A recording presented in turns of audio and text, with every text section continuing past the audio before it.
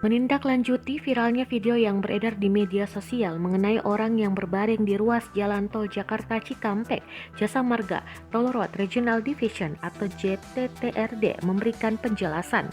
Cory Anelia selaku Marketing and Communication Department Head Jasa Marga Trans Jawa Toll Road Regional Division mengatakan itu terjadi pada Senin 19 Juli 2021 pukul 8:23 waktu Indonesia Barat.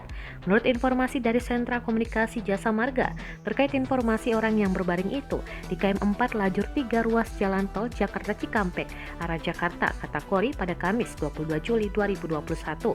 Setelah petugas Kamtib tiba di KM 4 ruas jalan tol Jakarta Cikampek arah Jakarta, petugas tidak dapat menemukan orang tersebut sesuai laporan yang telah disampaikan, sambungnya. Kemudian petugas melakukan observasi di sekitar lokasi kejadian dan dilaporkan bahwa tidak ditemukan tanda-tanda bekas kejadian kecelakaan atau hal lainnya. Berdasarkan Undang-Undang Republik Indonesia Nomor 38 Tahun 2004 tentang jalan, pada pasal 56 disebutkan bahwa setiap orang dilarang memasuki jalan tol kecuali pengguna jalan tol dan petugas jalan tol. Ia mengklaim bahwa petugas Jasa Marga akan selalu memantau kondisi lalu lintas dan memastikan tidak terdapat gangguan di wilayah jalan tol. Jika ditemukan orang atau barang yang berada di lajur dan membahayakan pengguna jalan, petugas akan segera melakukan tindakan pengamanan, tegasnya.